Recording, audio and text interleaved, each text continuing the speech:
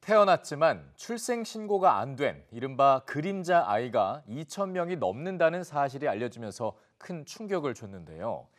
이 아이들의 상당수는 유기와 학대 위협에 노출이 된 만큼 올해부터 의료기관이 직접 출생 신고를 하게 되고 신부는 안 밝히고 출산을 할 수 있는 보호 출산제도 도입이 됩니다.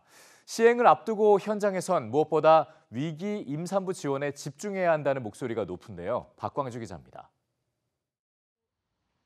6년 전 딸을 낳은 상아 씨. 아이를 홀로 양육해야 하는 상황이었는데 어려운 경제 여건에 산후 우울증까지 겹쳤습니다.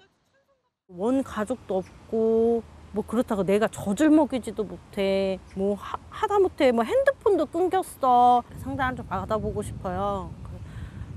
저도 막 기왕이면 내가 죽더라도 내 새끼는 좋은 데 보내야 되지 않겠어요. 마음을 돌려 딸을 키우기로 마음먹었지만 그때부터 또 다른 위기가 찾아왔습니다. 국가가 먼저 손을 제일 가까운 곳에서 보호해줘야 되는 게 국가인데 국가가 우선 제일 멀어요. 지난해 수원, 과천 등 전국 각지에서 영아 유기 사건이 드러나고 출생 미등록 아동에 대한 경찰의 전수조사가 이뤄졌습니다.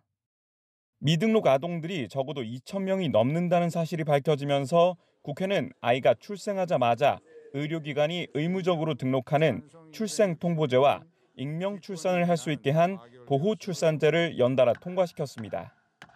이제 법 시행이 2달 앞으로 다가온 상황. 하지만 익명 출산이 가능한 상황을 이용한 영아 유기가 발생할 수 있다는 우려도 나오고 있습니다.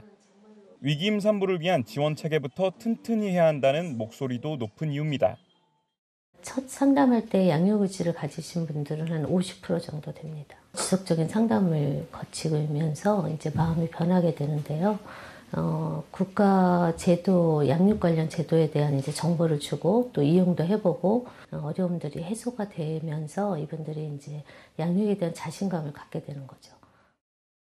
특히 우리나라는 한부모 가족과 일반 가구의 아동 빈곤율 격차가 크기 때문에 위기 임산부에 대한 지원 확대가 더 절실합니다. 덴마크에서 임신 12주가 경과된 30대 미만의 임산부인데 나를 부양해줄 가족이 아무도 없다. 나라에서 242만 원의 생활보조금을 줘요. 그래서 어떻게든 키워봐 이렇게 얘기를 하는 거죠.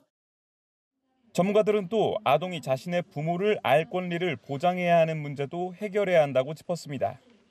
보건복지부 관계자는 보호출산제는 최후의 수단이며 도입을 앞두고 구체적 상담 지침을 마련하고 있다고 설명했습니다.